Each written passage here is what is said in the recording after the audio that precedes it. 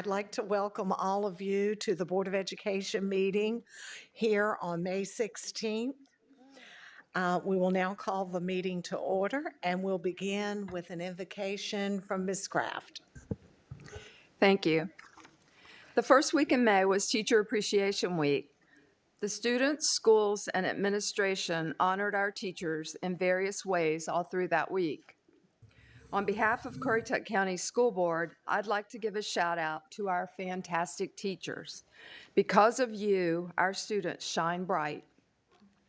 Your hard work, the love you pour into our students, and your dedication do not go unnoticed.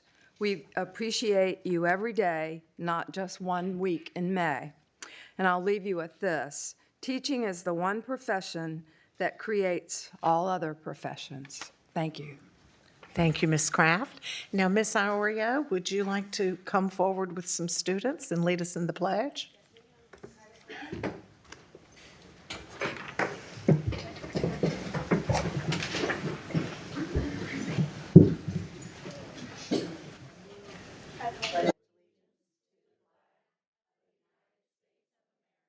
And to the republic for which it stands, one nation, under God, indivisible, with liberty and justice for all.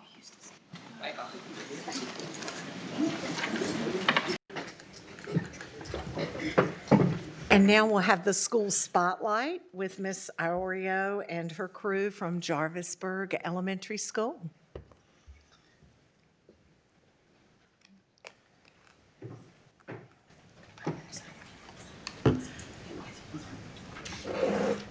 Good evening, Chairwoman Rose, esteemed board members, and Dr. Lutz. Today I'm honored to present a group of 5th grade students who worked with our instructional coach on a prominent topic, podcasts. We thank you for this opportunity to share a snippet of what JES has worked on this year.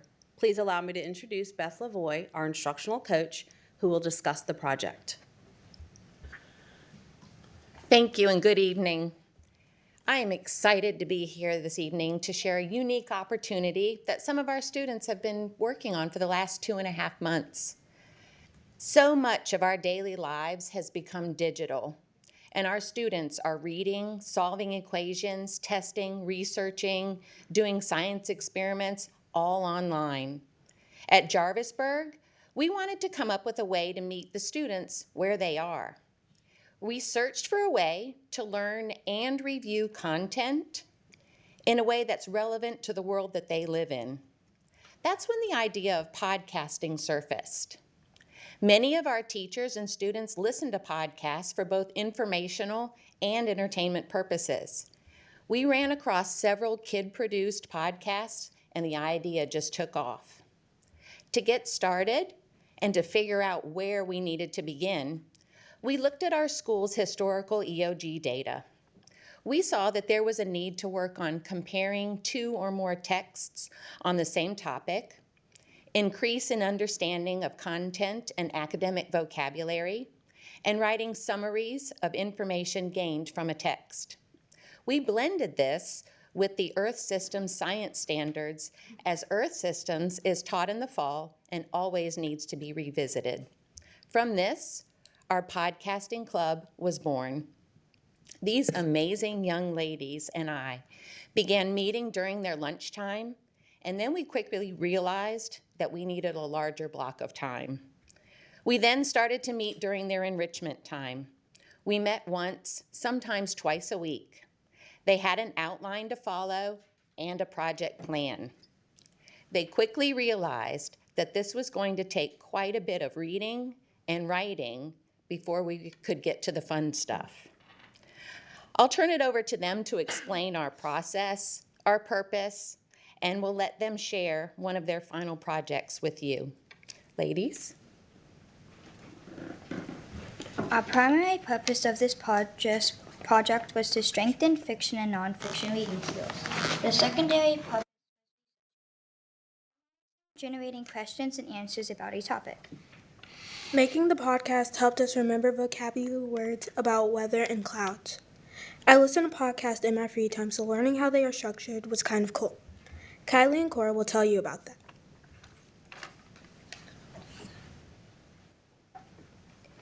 The process was pretty involved. The first thing we did was we read the fiction book.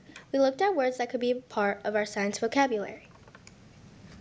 Next, we used a nonfiction book to define the science vocabulary. Then we wrote a summary of the fiction book. After, we wrote an interview and edited it many times, which would take lots of time, but that time made and helped our podcast sound 10 times better. After, we created a podcast template using Canva. We recorded the podcast. After trial and error, we re-recorded the podcast, which was stressful and time-consuming at first. But at the end, this project was fun and will be remembered forever.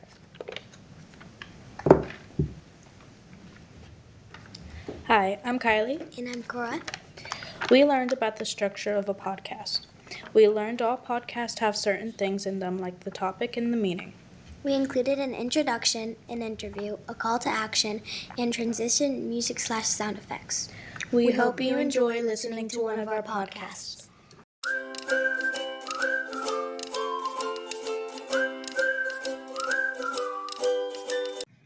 Hello and welcome to our podcast, Jabbering with Jaguars. I'm Cora. And I'm Kylie. Today we are going to be talking about Cloudy with a Chance of Meatballs by Judy and Ron Barrett.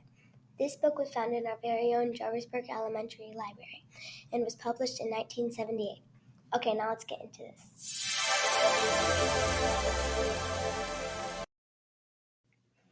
This book was about the town of Chew and Swallow. In this town, food falls from the sky rather than rain, sleet, snow, or hail. The food weather got worse and worse until it destroyed the town. Now let's see, was this book fiction or nonfiction? Well, Cora, this book was fiction because food can't fall from the sky. If it did, then world hunger wouldn't exist and grocery stores would be out of business. Oh, that makes sense. Do you know what the food represents? Hamburgers were thunderstorms, juice was rain, green peas were hail, and mashed potatoes were snow. There was also a tomato tornado. The weather got worse and worse, so they had to abandon the town of Chew and Swallow. Well, I'm kind of confused about that. What is a tornado? Well, I read this book called The Best Book of Weather by Simon Adams. A tornado is also known as a twister, and it is a violent, whirling wind with a funnel-shaped cloud. Thanks, I get it now, but what causes a rainbow to occur? Well, it's caused by sunlight passing through millions of raindrops in the sky. As rays of sunlight passes through the water droplets, they are broken into one color, which makes a rainbow. What about hail? Hail is called hailstones. Hailstones are lumps of solid ice made inside a thundercloud. As they move around in the cloud, they collect water droplets, which freeze. Hailstones grow usually up to half an inch around and fall as hail. All that meteorology makes my head hurt. In this book, it explains weather using food replacing the actual weather going on. This book was great. They didn't say rain, instead they said juice. Instead of hail, they said green peas. Instead of snow, they said mashed potatoes. And instead of a thunderstorm, they said hamburgers. That's pretty cool. Well, what is a thunderstorm? A thunderstorm is a storm with thunder, lightning, heavy rain, and sometimes hail that is formed from a cumulonimbus cloud. Oh my goodness, that sounds like a really bad storm. Anyways, this book is called Cloudy with a Chance of Meatballs by Judy and Ron Barrett. We also use The Best Book of Weather by Simon Adams and Weather Patterns by Monica Hughes. I think you should check out these books at your school library. Maybe you will like them as much as us. The publishing company for Cloudy with a Chance of Meatballs is Simon & Schuster, and the copyright date is 1978.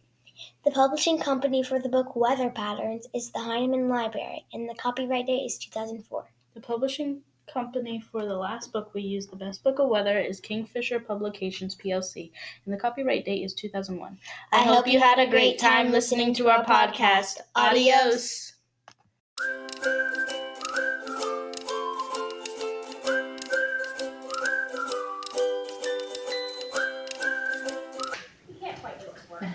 Okay. We will email you a copy of our podcast. Okay. I'm sorry, students. I'm sure it's fabulous. Technology. Sometimes it works, sometimes it doesn't. And maybe he'll get it to work and we can play. It was really good, too. Yeah. It's not going to make me echo if I talk. Is it going to echo? Okay.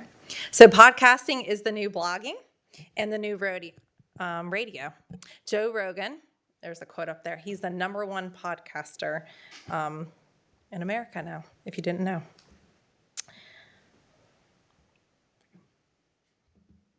Podcasts have become a significant part of modern media and offer a unique platform for individuals to share their stories and perspectives. You will love Cloudy with a Chance of Meatballs when you do get to hear it.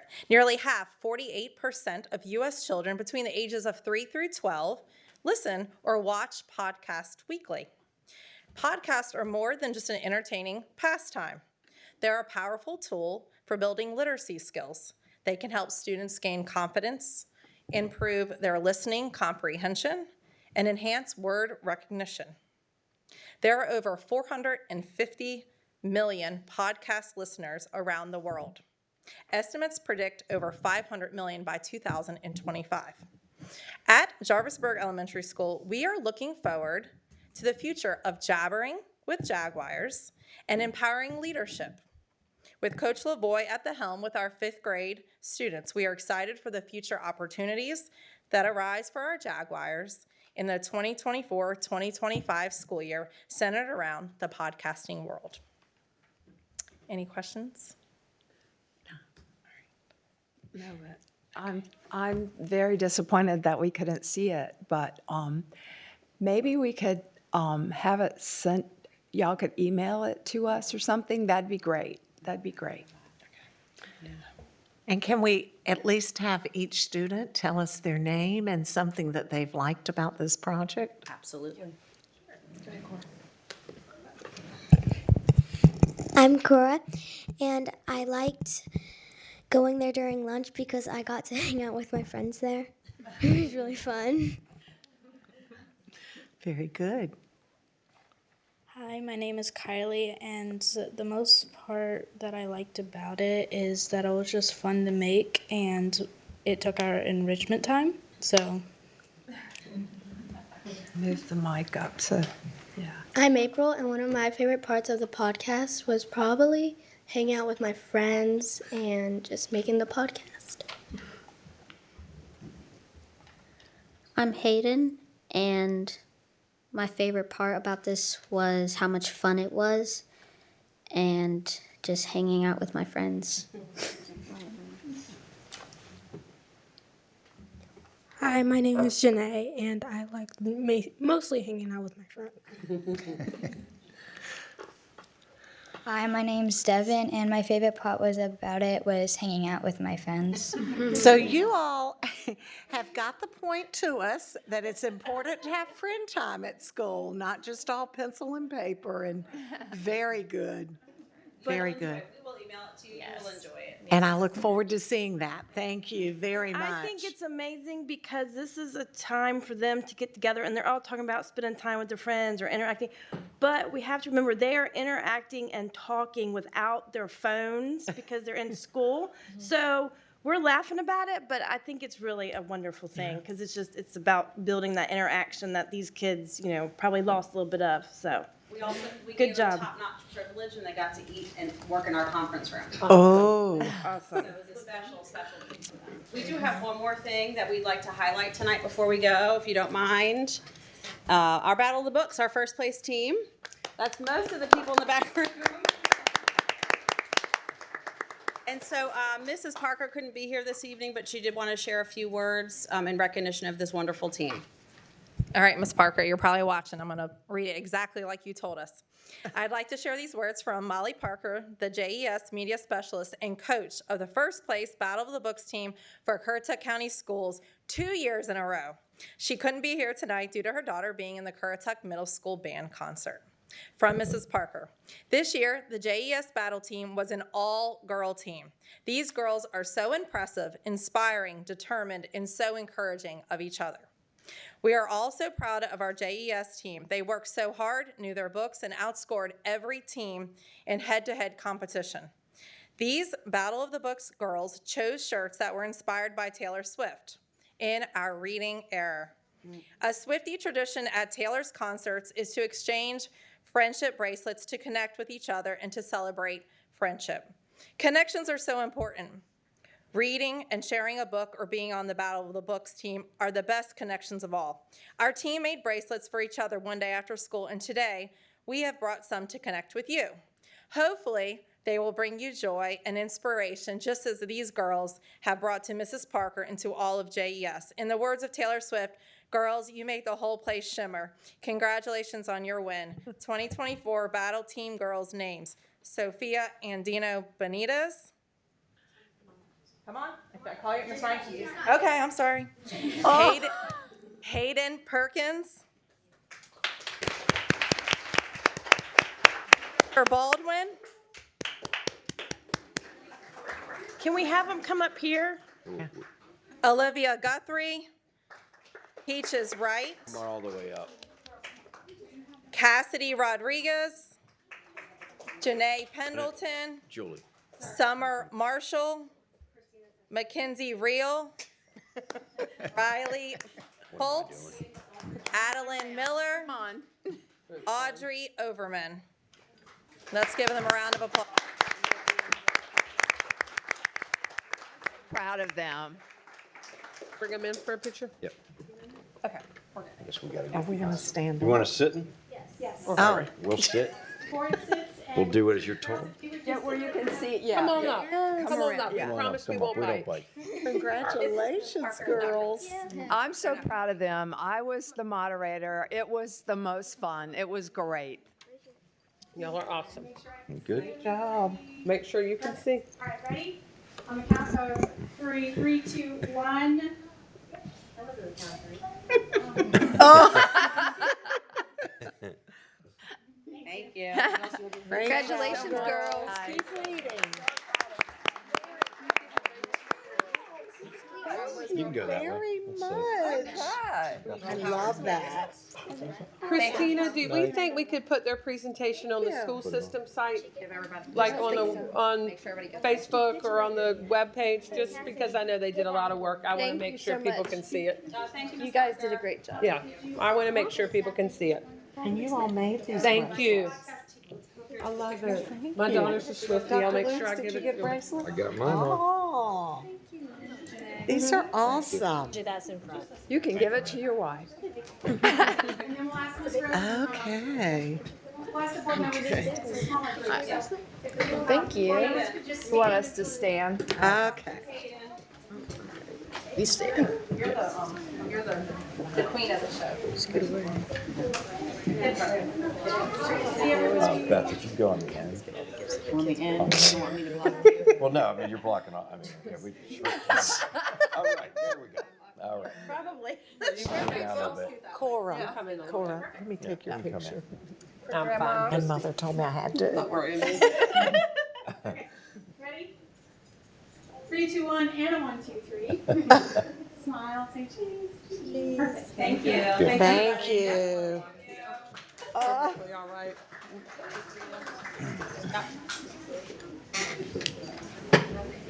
Okay.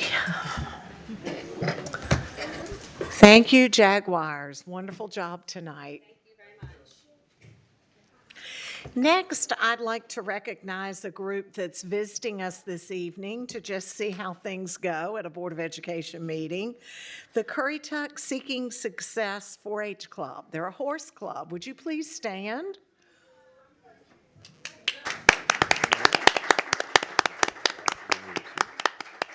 We welcome all of you, and we're always happy when we see young people here trying to learn about how their government works, so to speak. So thank you for coming this evening. Okay, and before we get to approving the agenda, I'd like to pull policy 3320 off of the consent agenda. We will be considering that one at a later time. 3620. Oh, it's not 3320? I'm sorry, my mistake. 3620, that is, we're going to pull from the consent agenda. And with that being said, do I have a motion that we approve the agenda? So moved. Is there a second? I'll second. All in favor? Aye. Aye. Next, we're going to recognize their departing student board members. Okay. Dr. Lutz, would that be you?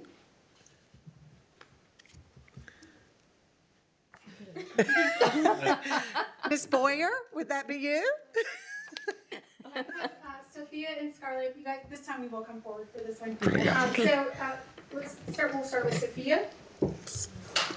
Push her.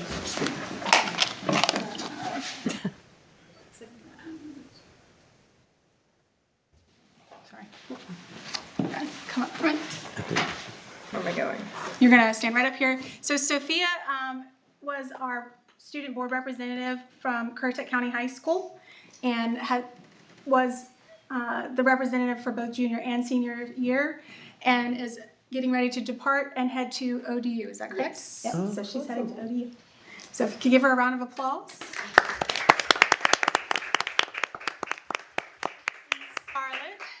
Scarlett Slitz, she is the JP Knapp student board member representative, also serving in junior and senior year.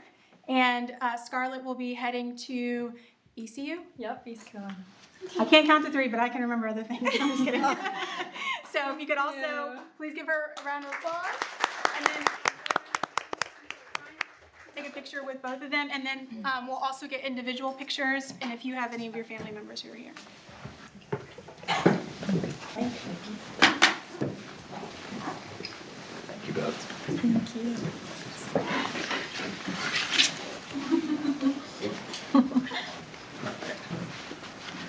Boy, I missed the black and gray memo. Well, I did it for our nights, red and black. Colored. Straight ahead and smile. Grab a few.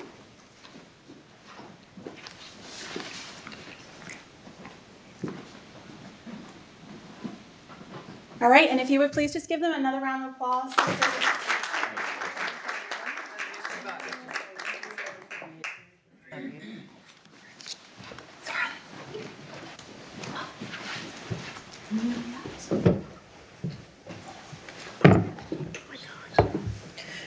And congratulations, parents. They're amazing students, and they've been a pleasure to work with.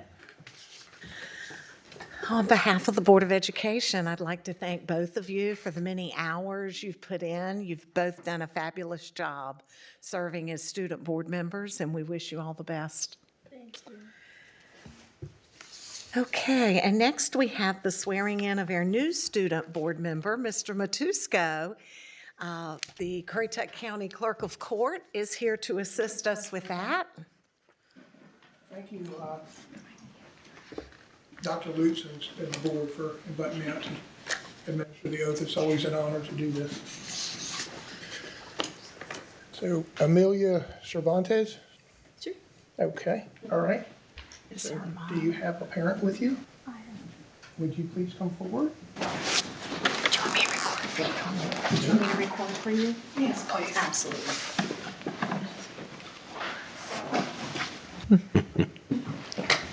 Mom, we're going to get you to hold the Bible. I'm actually her aunt. Her aunt? Okay. Okay, All right. that's all right. Your family. You want to face this way, or it doesn't matter to me? Do we usually face out so they can Yeah, get a they usually picture? get Face the audience, yeah. So you'll get on her left side. Okay. And if you'll put your left hand on the Bible and raise your right hand. Right. Do you, Amelia Cervantes, solemnly swear that you will support and maintain the Constitution and laws of the United States and the Constitution and laws of the state of North Carolina, not inconsistent therewith, and that you will faithfully discharge your duties as a member of the Currituck County Board of Education, so help you God? Yes, sir. Congratulations.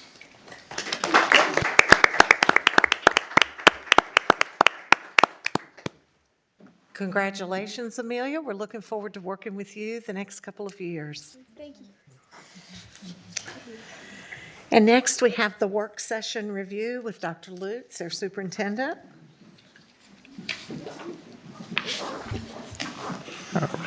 We started we had a robust work session, and we started with our construction update, and I want to share those pictures right now with the public.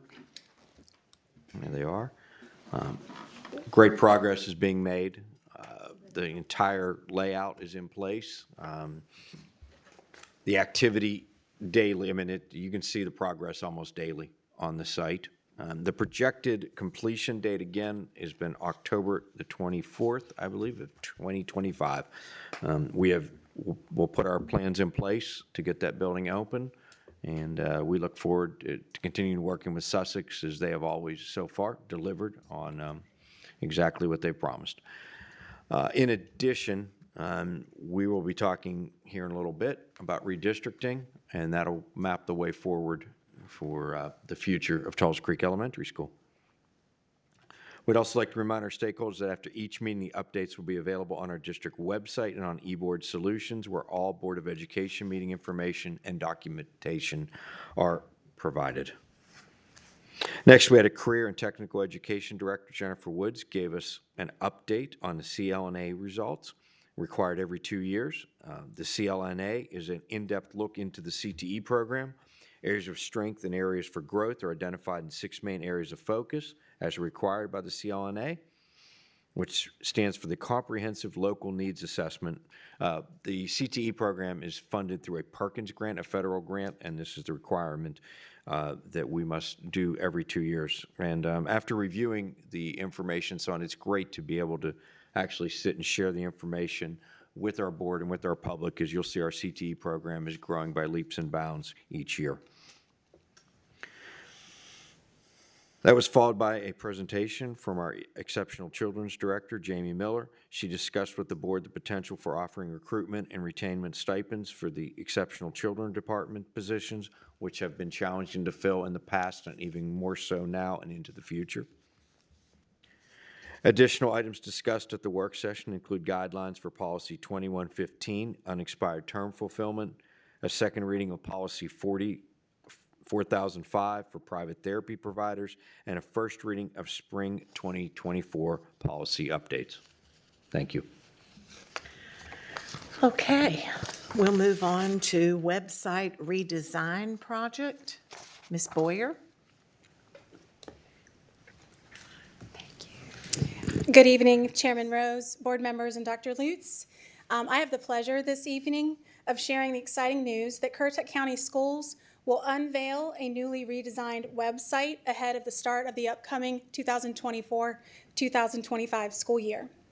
Specific goals of the final project and major focuses in the redesign include accessibility features, a clean, modern design, consistency and uniformity across our sites, engaging, relevant, and up-to-date content, user-friendly navigation, and with mobile traffic increasing, the mobile responsiveness is very important, so we'll also be focusing on making sure that it is mobile-friendly. We've already gathered valuable feedback from school and district leadership teams, and we will also soon be sharing information and seeking additional input from our staff and families. Collectively, the feedback we receive will be instrumental in guiding the final direction of the project and ensuring that our updated sites meet the needs and expectations of all stakeholders. We believe that our new modern design will enhance accessibility, the user experience, and the overall functionality of our district and school websites, and we're eager to start next school year with a new look. Anyone have questions for me? I don't have a question, but I just want to thank you because I know this is something you've been working on for a long time and that we've been asking for as well. So I'm appreciative. Mr. Banks, questions or comments? No, ma'am. Ms. Parker? No, ma'am. Ms. Peters? Just thank you for all your work. Thank you. We do thank you. Thank you. Okay, next we have the public comment session. Did anyone sign up, Ms. Jones? Okay. We'll move on to our student board member report. Sophia, would you like to begin? Yes, thank you. I'm going to start with Central Elementary. Teacher Appreciation Week at CES has been a heartwarming display of gratitude. The enthusiasm and support from the parents and community members have truly made this event special, reinforcing the value of our teachers' hard work and dedication. May has been an exciting month filled with a variety of activities that foster both learning and fun. The students had the opportunity to cheer for the Special Olympics torch run. Field Day brought everyone outside for a day of physical activity, teamwork, and smiles, proving how essential play is to learning. As we move towards the end of the school year, the air at CES is filled with excitement and celebration. Currituck County High School. CCHS would like to thank all of the schools for showing our students so much love during the grad walk. Please join us on Thursday, May 23rd at 6 p.m. in the cafeteria for our band and chorus concert. CCHS would like to congratulate Brooklyn Stratton, Kylie Dinserman, and Addison Daniel on being selected as Moorhead Kane candidates. Currituck County Middle School. Last week, we celebrated Teacher Appreciation Week at CCMS. We had several events, including breakfast from Lighthouse Bagels on Monday, catered Mexican lunch on Tuesday, snacks delivered to teachers on Wednesday, Chick-fil-A lunch on Thursday, and desserts from Jarvisburg Church on Friday. Also on Friday, our PTA handed out flowers to all of our students as they entered the building so that they could give them to their favorite teacher. We also had our 8th grade dance last Friday. Over 100 of our 8th graders were in attendance. Griggs Elementary. Griggs celebrated our wonderful teachers last week with the theme of Take Me to the Movies. On Friday, we ended the week by inviting our parents to our Oscars. Our teachers were all dressed up, and we created a movie with clips from students saying why they love their teachers. We just ended our first year of our partnership with Sharon United Methodist Church. They tutored 13 of our 3rd grade students for 15 weeks. We have seen so much growth with our 3rd graders and are so excited to continue this partnership. Jarvisburg Elementary. Jarvisburg hosted a Title I STEM night, which was sponsored by Duke Energy Grant. We had a great turnout for this event. Our spring book fair and penny war were successful this year. The money raised goes back into the end of the year activities for students. We had a lot of celebrations early in May: Lunch Hero Day, Teacher and Staff Appreciation Week, School Nurses Day, and lastly, we are excited for our field day tomorrow. All right, I'm going to start off with JP Knapp Early College. The COA commencement ceremony was held on May 8th at the Elizabeth City campus. We would like to extend our congratulations to all of the JP Knapp and Currituck County High School COA graduates, commend their commitment to excellence, and wish them continued success in their future endeavors. The EOCs and district final exams at JPK start on Friday, May 17th. JP Knapp Senior Awards Ceremony is on May 21st starting at 6 p.m. And the JP Knapp graduation ceremony is on May 24th, starting at 10 a.m. at the Elizabeth City campus. Next is Knotts Islands Elementary. Last week, we were able to celebrate our fantastic teachers and staff during Teacher Appreciation Week. As the school year winds down, it'll be very busy with field trips, end of grade testing, awards, and celebrations to mark the end of a great school year. Next is Moyock Elementary. Moyock Elementary School celebrates another year of Boosterthon, bringing additional funding to our school. Additionally, we hosted our first field day in years. This event was well received by teachers, students, and our community. Further, our recent PTO Small and Tall Sneaker Ball was well attended with gratitude from all stakeholders in attendance for the opportunity to engage with our school. Next is Moyock Middle. Our Moyock Middle School girls softball team came in first place, winning the conference and the championship game of the conference tournament over Perquimans. Our girls had an amazing season. The boys baseball team, as well as both track and field teams, all came in second place for the season. We are so proud of our athletes. 8th grade students recently enjoyed a semi-formal dance, and plans are in the works for an end-of-the-year band and chorus concerts, as well as award ceremonies. All of these events are made possible by the amazing teachers at Moyock Middle School. And lastly is Shawboro Elementary. Shawboro hosted a fun field day for our Mustang students. We appreciate all the parents who came out to attend and volunteer. Last week, we were able to celebrate our teachers during Teacher Appreciation Week. So many students showed their teachers' appreciation as well. We are pumped up for our EOG testing and our end of school year activities. It's going to be a busy final few weeks at school. Thank you. Thank you both. Okay, next we will move on to budget amendments. Mrs. Susan Mazzell. Good evening, Chairman Rose, fellow board members, and Dr. Lutz. This evening, I'm bringing 4 budget amendments for your approval. We're starting with the State Public School Fund. This is budget amendment number 9. We had an increase of $367,841.15. We received allotments for summer reading, Children with Disabilities Developmental Day, as well as transportation allotment. We also received a partial reversion for the school bus safety pilot. Next, we have our federal fund. This is budget amendment number 8 for the year. We had an increase here of $5,000. We budgeted for an allotment for IDEA 6B Special Needs Targeted Assistance, specifically for de-escalation, as well as budget transfers for CTE program improvement, ESSER 3 Homeless 2, and ESSER 3 Summer Career Accelerator Program. Next, we have a budget amendment for school nutrition. This is budget amendment number 2 for the year. This is a net of 0. We budgeted for a sales tax refund. And then lastly, we have our other local fund. This is budget amendment number 10. We had an increase of $3,183.83. We budgeted for Chromebook fees, tuition, and also a sales tax refund. Additionally, we made budget transfers for Albemarle Mental Health Grant, Knights of Columbus, Special Olympics, JCPC Pass Program, NC Pre-K, and staff development. Any questions? Questions? Pretty self-explanatory. Thank you. Okay. Okay, do we have a motion that we accept these budget amendments? Approve them? Make a motion. I'll second. Okay, we have a motion and a second. All in favor of approving these amendments? Say aye. Aye. Opposed? None. And thank you very much. We're moving on to the redistricting plan update from Dr. Lutz. With the upcoming opening of Tulls Creek Elementary School, we are trying to be as proactive as possible with redistricting, and we hope to have this process completed before the start of next school year. And bringing forth tonight's presentation is a preliminary redistricting proposed plan. This is a result of working with the ORED. This is the same group that gave us our initial numbers when we added the additions onto Mayock Middle School and Mayock Elementary School, and they helped with this process. Part of our contract was to help with the redistricting. The group is out of NC State, and they work with school districts throughout the entire state of North Carolina. So we're going to walk through the redistricting update. It's going to be both Ms. Boyer and myself. And Ms. Boyer, we'll start with the timeline.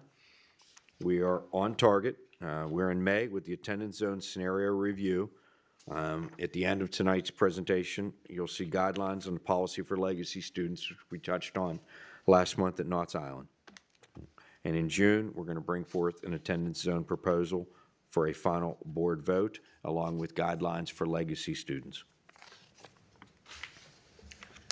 As we discussed last board meeting with our redistricting process and our commitment to our community, we just wanted to touch on those points again about seeking input from our community. We do have our dedicated webpage for redistricting information and updates available on our website, providing regular updates, of course, at our Board of Education meetings, updating our stakeholders via social media, and then communicating student assignments once they are finalized with families well in advance of the 25-26 school year implementation. So our community input survey has been out since April 19th. It does close this Friday, May 17th at 6 p.m. It has the total of 13 questions that we reviewed previously. So for a total of 4 weeks, we will be collecting feedback and input from our community, and that information will be gathered and summarized and shared with the board during the June 27th meeting. I will make sure that we have additional reminders for our stakeholders about the survey closing ahead of that happening tomorrow. Also, really important to share is our upcoming public information sessions. You may have seen these already out on social media, and they've been on our webpage, but we wanted to make sure that we share those again as part of our updates this evening. Our first one will be Thursday, May the 30th. That'll be located at the Currituck County Middle School Auditorium. They all begin at 6 p.m. The next one will be June 13th, and that will be at the Mayock Middle School cafeteria. And the last public information session, session number 3, will be held on Thursday, June the 20th, also at 6 p.m., and this one will be held virtually. Joining information, a specific link to join for that particular meeting is available on our website, and again, we'll make sure we share that ahead of time on social media as well.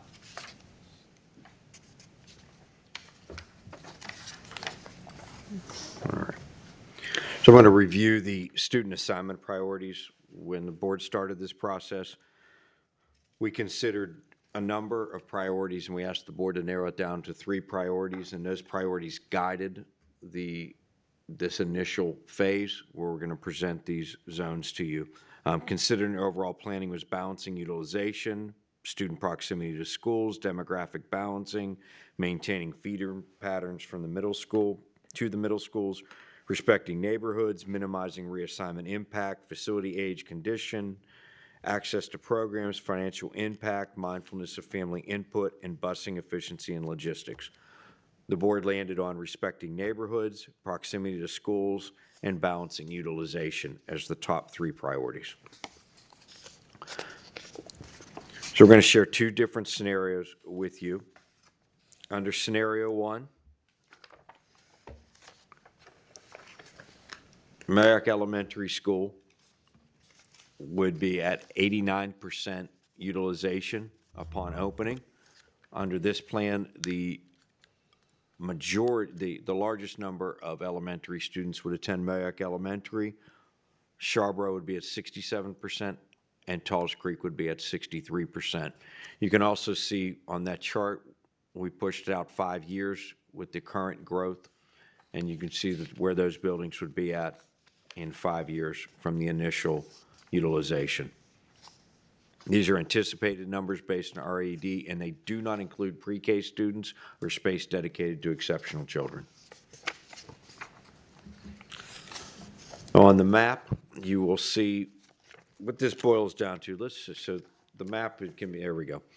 The second set here, basically we're going to really be looking at Eagle Creek is going to be the largest group impacted. The board is going to be tasked with the decision when we look at scenario 2, where does Eagle Creek go?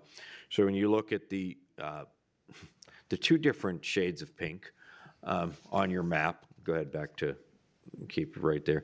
You can see where Merrick Middle School and Eagle Creek runs back. And so that line, where the line lands is where delineates between going to Merrick Middle or Merrick Elementary School or Talls Creek Elementary School. The pink in the middle is all Talls Creek Elementary, and the blue is Sharborough.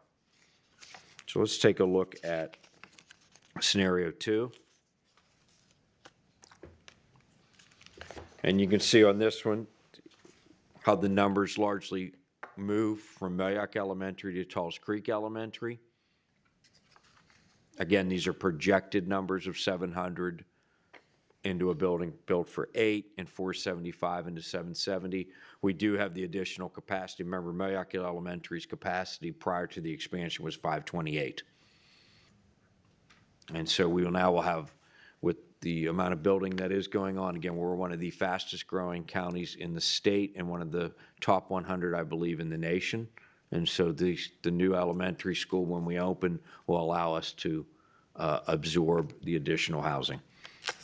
So under scenario 2, where the circle is, that circle now encompasses Talls Creek. I'm sorry, Eagle Creek. Lots of creeks. So Eagle Creek, and that is where Eagle Creek would attend under scenario 2, would attend Talls Creek Elementary School. They have traditionally attended Merrick Elementary School. The entire neighborhood. We wouldn't have to split the neighborhood. With no splitting of the neighborhoods, it would be the entire neighborhood. That allows, if we were looking for a perfect split, we could go 70, 70, 70, but then we'd be running different buses into those neighborhoods to ensure that everything was evened out. And I don't know if that's the best thing for our families. It's not the best thing for students. This one, it might even be better. The screen you're looking at now, and this public can see, again, we tried our best with the pinks, but there's only so many asks from our, that we could get. But if you look at, on this map, you will see where Eagle Creek, where it says Eagleton, right above the Merrick Middle School piece. Yep, thank you, Christina, for circling that. That is Eagle Creek. There are over 200 students there, and as you come out in the new Ryan Homes subdivision that is on your left, that captures that as well. That would be Lake Point, Sunny Lake, thank you. That's the area we're talking about. So it captures that entire area and keeps it as one.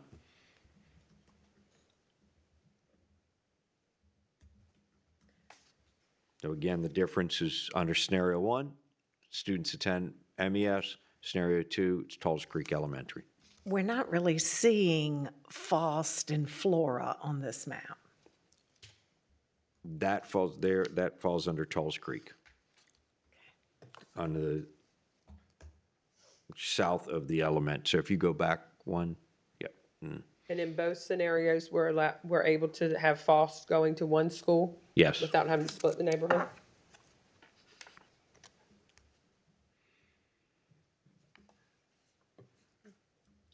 Is that the projected number of homes in Fost and Laura, or just the numbers that are there now? This is based on the projections with ORED working with our planning department, and that's how these lines were created. I know my concern, well, of course, the main concern are keeping our neighborhoods together because as I'm a working parent, you rely on neighbors and friends and stuff like that. So that's great. And then we discussed earlier, so when I'm thinking of getting ready and getting out the house and trying to go to work, if Eagle Creek, if a lot of those parents are heading to Norfolk or Chesapeake or Virginia to work, in my opinion, but again, hopefully people will take the survey, I would rather keep my kids going to Moyock Elementary. It would be easier to drop them off than going back to Tulls Creek and then going back to work. That's just, I don't know what the other board members, if they have any thoughts on that. Because that's gonna be an extra 20 minutes in the morning. Because a lot of parents drop off. So if I may add, because I think this might add something to this. So I went to the light on the highway, which would be the fair starting point no matter where you're at. It was 3 minutes to Merrick Elementary. It's 6 minutes to Tulls Creek Elementary from the light going down. So it's a 3-minute difference. I'm assuming that we're going to offer options for parents to ask to be in different schools. They always have that option. We've always had that. So I think that would solve that problem anyway if it was a parent who wanted to do drop-off at, and I see what you're saying, because getting out into... Yeah, it may be a 3-minute difference, but that's not including traffic or the pickup line or drop-off line or anything like that. I think that would solve the issue, is that the parents could choose. Well, if you live at Eagle Creek or Fost or Flora, chances are you may not go all the way down and go by Moyock. You would go through Guinea Road. Yeah. Right, but you're still going that direction to Virginia. You're not turning left and going to Tulls Creek Elementary. Well, you're still going out. You Or are you could going put out. your child on a bus. And I'm not trying to be ugly, because this is gonna get complicated. And if we start saying, but I work in Virginia, this is better for me, it's gonna get complicated. And I think at the end of the day, you can put your child on a bus, or we talked about trying to be nice with neighbors. Maybe one neighbor is the carpooler in the morning. I used to do that when I was lucky enough to stay at home. I was the carpooler in the morning, and somebody else does another time.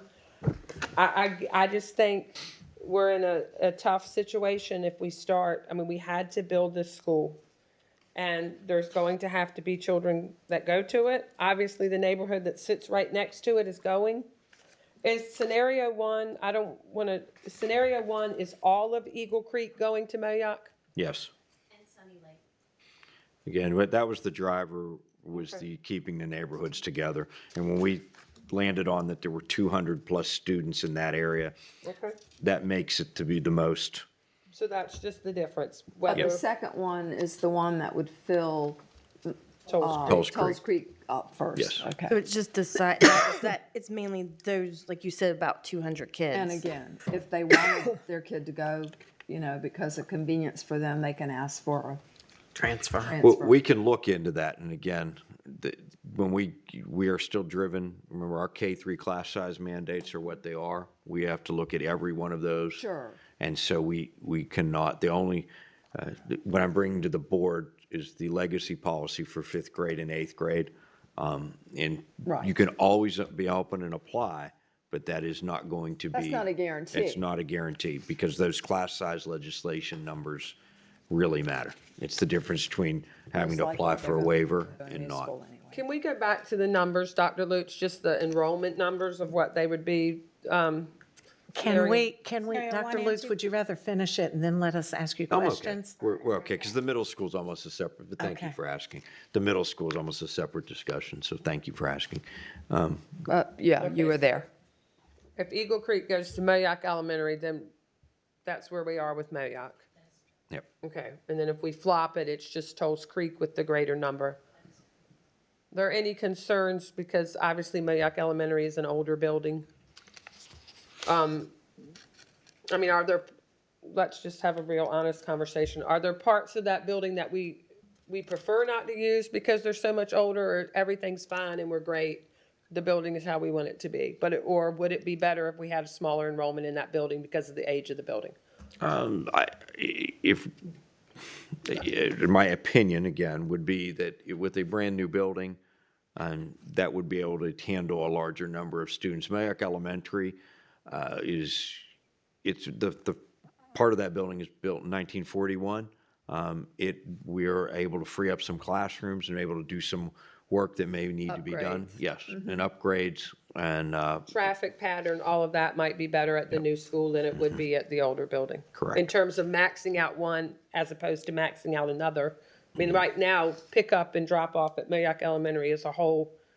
Like, if you've never experienced that, people are in line an hour before school gets out to try to get through that. Well, they have made some improvements to that, but They're landlocked by how the building is. yeah, they are. But what I was thinking of in terms of, like, because I live on the other side of, so if I knew that I was going to get involved in traffic, I'd just go down Guinea and get out. I wouldn't like get myself involved in that as it is now. If I can go down Guinea, but that Moayoc area is pretty tied up. Yeah. Okay, so that's the decision for the community to input, which building we want And to. they'll have a chance? Yes, do that. absolutely. All right. continue. And we'll listen to that. Yes.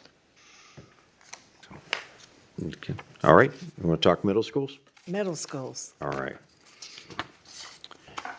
So, I'm going to start with our capacity at Currituck County Middle School is listed at 540. We have not changed that. When we really look at Currituck Middle, 500 is probably a better number in that building. With that said, presenting this scenario to you where we can be at 80% capacity at Currituck County Middle, 77 at Moayoc Middle, 430 and 617. And then if you look out, you'll see that the utilization numbers are very nice 5 years out. The difference on this map, so when you look at the next, okay.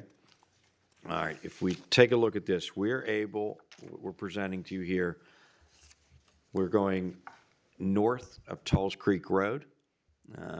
We originally thought we may have to capture Perfect. We thought we may have to capture Wedgwood, but you have to split Wedgwood in half, which this board has not, again, has said, let's keep communities.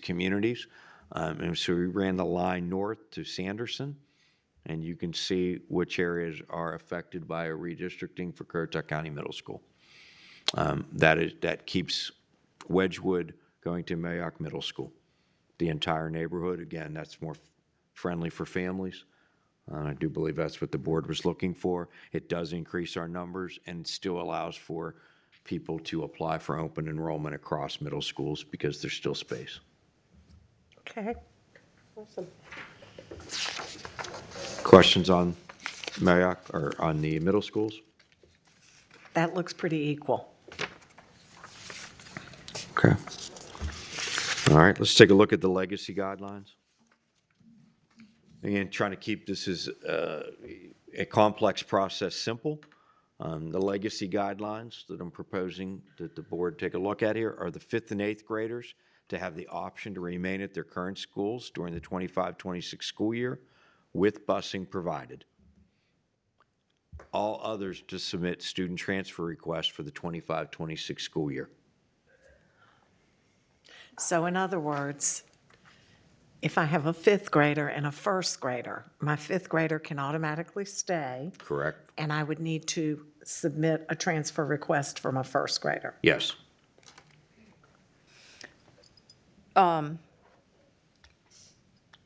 So let's say that happens. And are you going to let the 1st grader ride the bus? If there's room at the school, are you going to let the first grader ride the bus that the fifth? So when you, what and I'm so what saying? I want to do, I'm going to defer that question Yeah. to later on, because what we get into are, we still have a limited number of buses. We have a limited number of drivers. Yeah.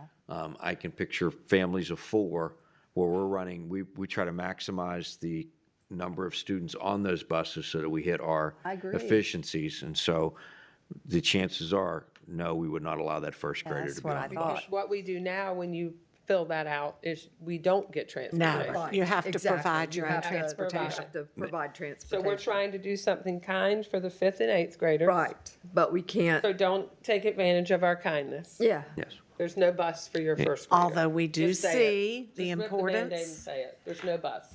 We made our decision on redistricting, trying to keep neighborhoods together.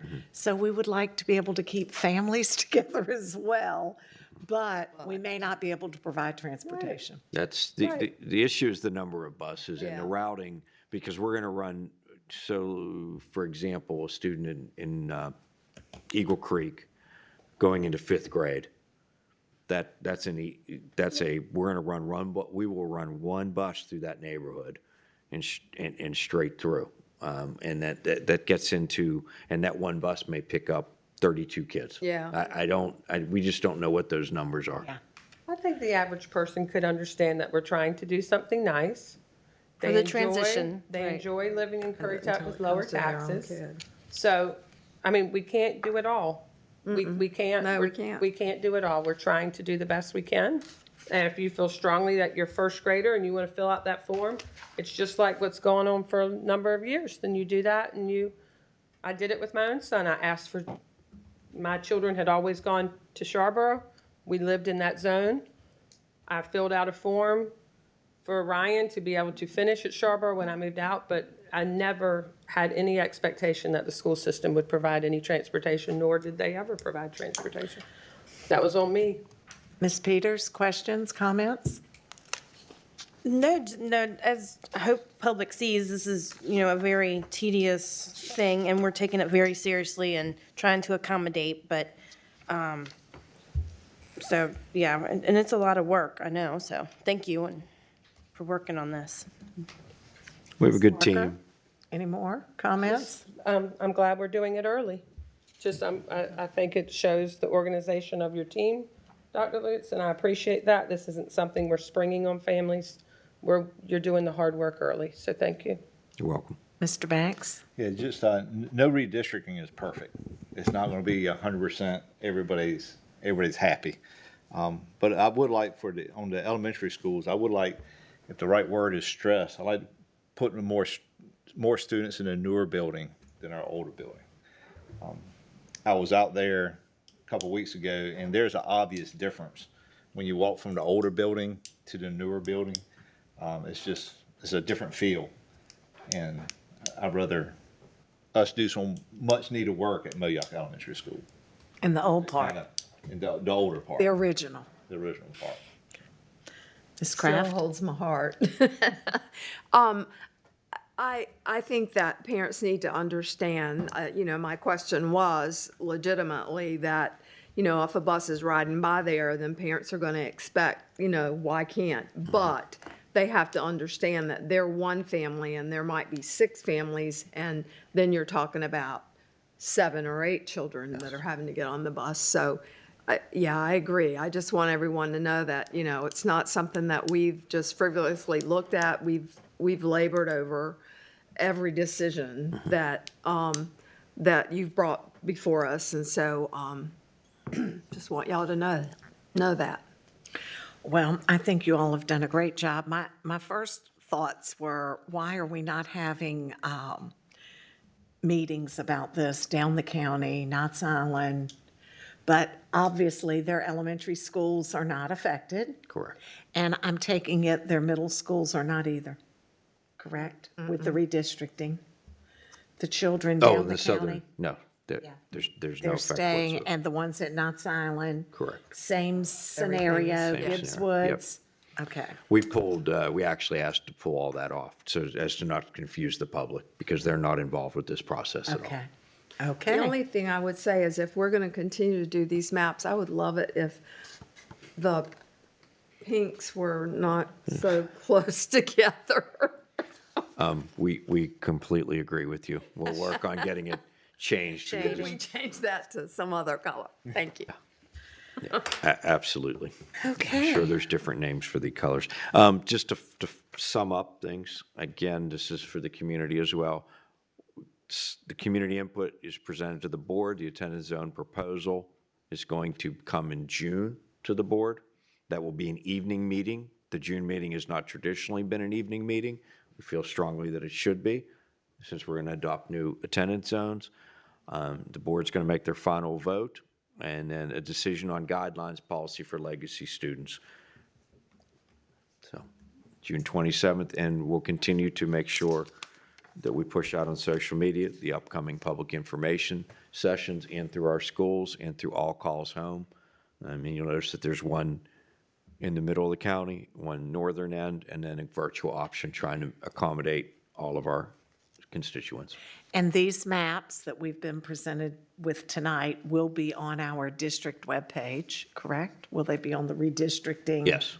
Yeah, okay. We'll put them up as is, and then we'll work on the color, because we don't control the color. That came from ORED, and we were happy to get our maps. Yeah, throw an orange in there to help us. Like, throw an orange. Orange sounds great. So. Ah, okay. And that June meeting is not the third Thursday, it's the fourth Thursday. The 27th, we moved that last board meeting so that Susan. Closing out, Yep, yeah. can close out the year fiscally and take some pressure. Okay. Okay. Next, Dr. Lutz, you had some field trip requests. And I do. We had a very successful regional track meet in Jacksonville, North Carolina. A number of our student athletes qualified for the state competition, which is taking place. That did not meet this one, but I just signed off on it earlier today. Our athletes are heading over tomorrow afternoon. Ms. Parker, is your daughter going to? She's not going, but we are going. We have Okay. 18 students going, so it's exciting. It's a good thing, and we had some regional champions, and it's a great meet. We had the FFA State Convention taking place in Raleigh on June 24th through the 27th, and so that's a little over about a month and a half away. Okay. And then we have a consent agenda.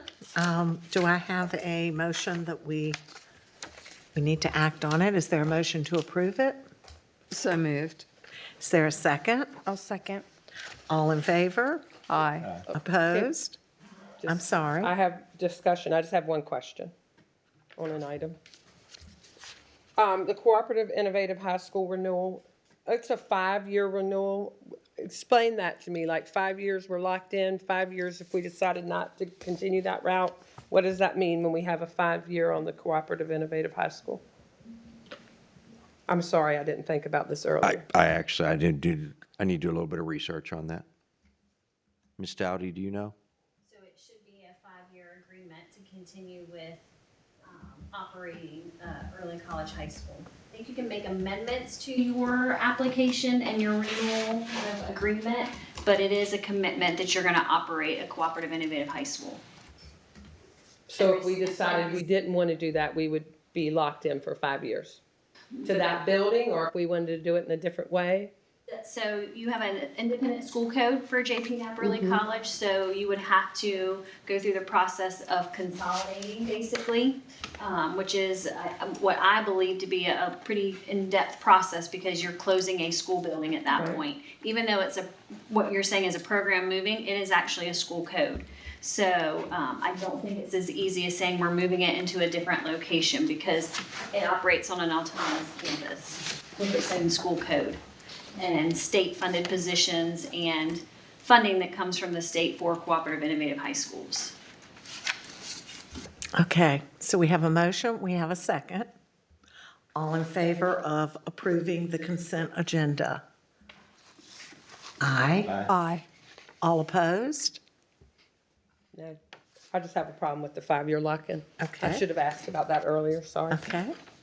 Motion passes. Information items. Board of Education meeting, June 27th here. Well, we will start with a work session over at the PLC at 4 o'clock, and then we'll meet here at 6:30.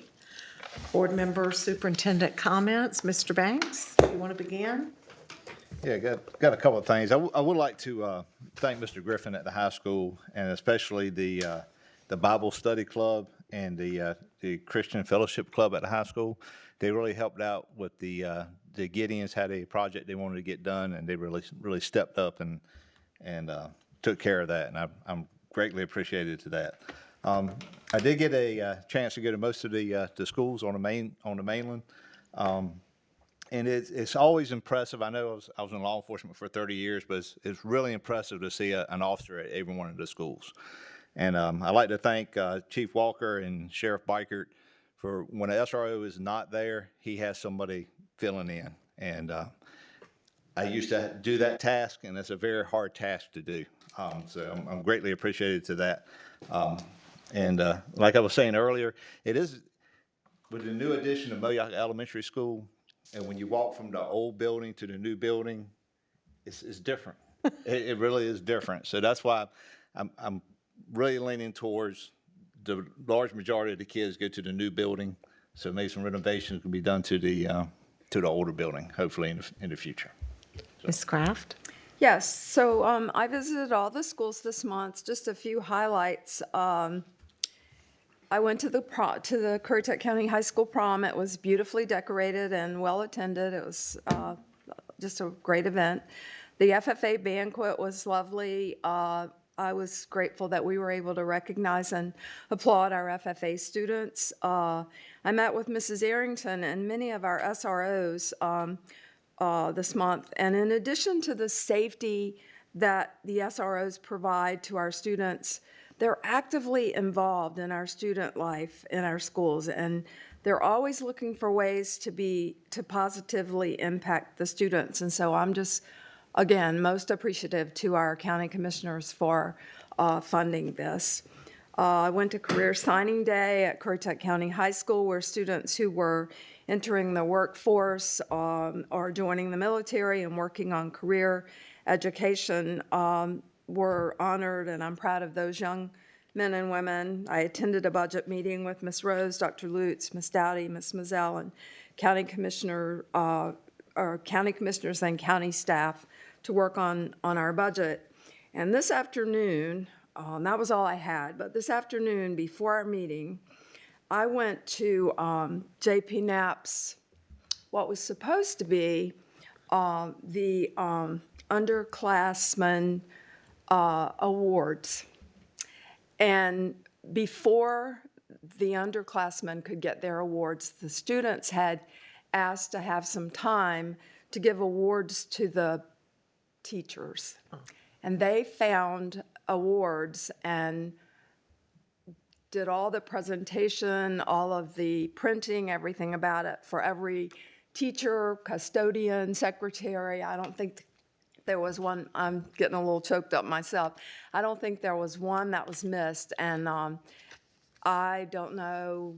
I think that every teacher came away with a different feel for what was going on. So that was just really special. Thank you.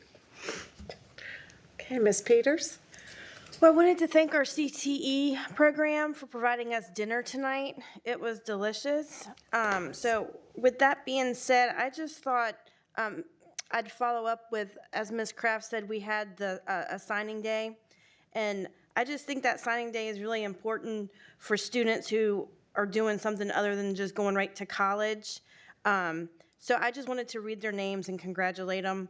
James Cook Lawrence, he's enlisting with the United States Marine Corps. Jacob Bennett, enlisting with the United States Marine Corps.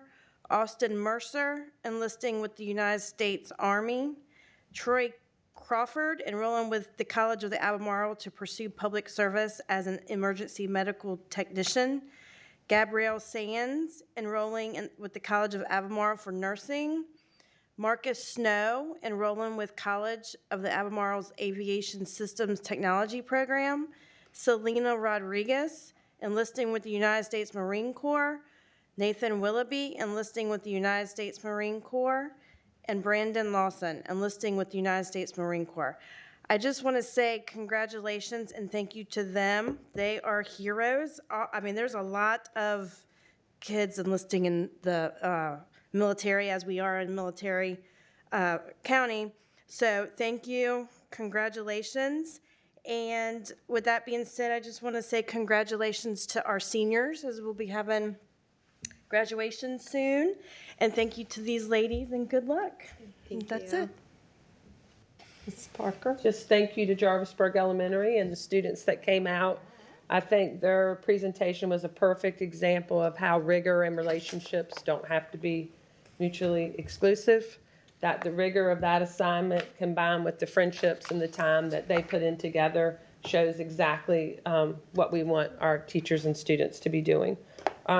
Just to community members, just reminder of those redistricting meetings, May 30th, June 13th, June 20th virtually. We want your opinion. I think Mr. Banks put it perfectly that we're not going to be able to make 100% of people happy. We certainly want the majority of our citizens to be excited and supportive of the plan that we put in place. So we need your input on that. And just as we close the school year, parents, please stay engaged. This is the tough time. So we need you to stay engaged with your students, help to get them to the finish line, stay in contact with those teachers and administrators so that we can have a safe, successful end of the school year. And just to our staff, it's been a phenomenal year and we appreciate you. We have kids succeeding in the athletic field, going to universities, going to the military. Just a lot of wonderful things going on, and that's because of the staff that puts in the time they do with our students. So thank you. Dr. Lutz? Thank you, Sophia and Scarlett, for your service, and welcome aboard, Amelia. Can't believe it's been 2 years has passed. I'm sure it went, even for you, probably felt fast.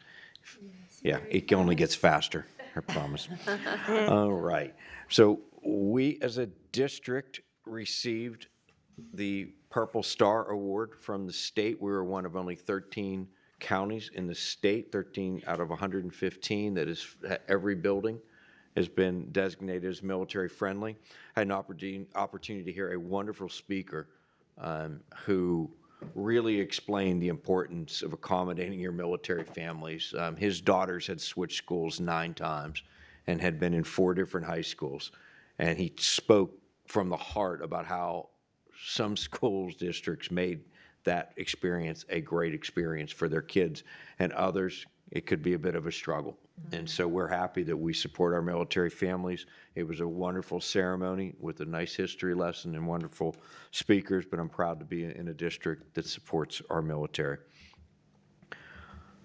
What else here? We did meet with the Board of Commissioners, with their leadership team and our leadership group, and we had a very frank discussion around our budget and the importance of fully funding our school system and continuing support with the SROs. Wonderful Teacher Appreciation Week last week. A huge thank you to our families, parent, and booster organization, local businesses, churches, and community as a whole for reaching out and making our Teachers Week a very special one. The Special Olympics Law Enforcement Torch Run was held on Wednesday, May the 8th, where we had our students from the high school walk all the way to the YMCA. It was another wonderful event. You want to see excited kids and get that bucket filled. It's a great event. We also had dual enrolled students at the College of the Albemarle graduate from both of our high schools. A good day. And I'm going to close with emphasizing to our public the importance of our upcoming testing. As we end the school year, our attendance at those events is important. I know that our schools all have plans in place to really place the importance to show our community our great work, and this is where we're really going to show out, and I'm looking forward to it. So I'll see everyone at graduation. Okay. I was able to attend both proms, JP Knapp and Currituck County High School, and everybody looked beautiful and handsome, and seemed to be having a fun evening. I also attended the COA graduation, and Scarlett, I saw you there. And I saw many of our students there, both from CCHS and JP Knapp, and very, very proud of these students who have graduated from college before high school. That's so exciting. During Teacher Appreciation Week and Nurse Appreciation Week, I was able to visit all of the schools but one. I saw lots of good things going on as usual, and I was able to luncheon at Central Elementary put on by the Currituck Sunshine Church, and they provided a nice lunch, and they had lots of door prizes for the faculty, and I think they felt very appreciated.